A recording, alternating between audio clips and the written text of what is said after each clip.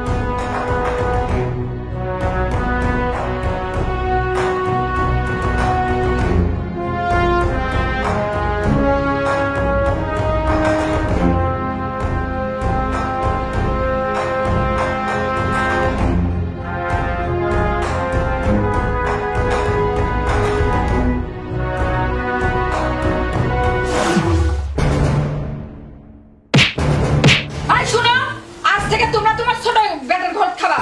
আমার ঘর তোমার জন্য বন্ধ। ও মা, গলা নামিয়ে কথা বলবেন। আমি আপনার খাই না পড়ি, হ্যাঁ? বাপরে, সব সময় আমার স্বামী আপনাদেরকে পালবে কেন? আপনার ছোট বেটা তো এখন চাকরি করে, ওখানে কয়দিন থাকেন না, খান না, যান। রে কি আছে রে? দেখ বাবা, তোর বউ খালি খোটা দিয়ে কথা বলে। হ্যাঁ ঠিকই তো করছে। এই ব্যাপার করবি না, তোমার সাথে কি করবি? শোনো, আজ থেকে তোমরা এই দুইজনে ছোট বেটার ঘর থাকবা। আমার এটা তোমাকে কোনো জায়গা হবে না। যাও। যান। কি হয়েছে রে? ঘরের দরজা বন্ধ মানে? কাছে জানিস না, আজ থেকে ঘরের দরজা বন্ধ। আজ থেকে বাপ মা তোর সাথে থাকবি। তুই এমন ভাব দেখাচ্ছিস মনে হয় বাপ মা তোকে জমি জমা সব লিখে দিছে। বাপ রে, জমি জমা নেকে না দিলে আমি তোকে এমনি গেলে। তোর যদি এত পড়ায় তুই তোর ঘরে দিত। আরে শোন, কাগজটা নিয়ে এসে আমার দেখা। যা।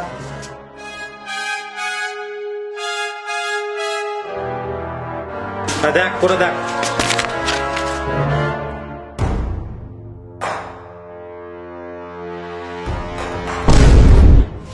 সি সি সি মা, এই কাগজটা নে। শেষ পর্যন্ত তোমরা এদেরকে জমি জমা লিখে দিলা? না বাবা, আমরা এত বড় কাজ করিনি বাবা।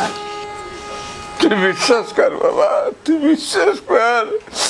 এত বড় ভুল কাজ, এত বড় অন্যায় কাজ আমি কোনোদিন করি নাই বাবা, কোনোদিন করি নাই।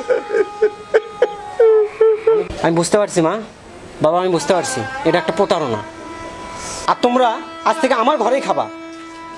আসো মা, মনে রাখবা তোমার ছোট ছেলেও এখন চাকরি করে। তাই লিয়ে দা তো, বলে আপদ লিয়ে দা। চলো মা, তোমরা আমার সঙ্গে চলো। এই এই বয়, চ ঘর চ। বাবা, তোর কোনোদিন ভালো হবে না বাবা, তোর কোনোদিন ভালো হবে না। এই শোনো, যখন বিপদ আসে, অন্ধকার আসে, ঝড় আসুক, সব আমি দেখে নেবো। তোমার আমার জন্য চিন্তা করা লাগবে না। যাও তো, ছোট বাটা কাজ যাচ্ছ, ছোট বাটা কাজ চিন্তা করো। ধ্বংস হয়ে যাবে।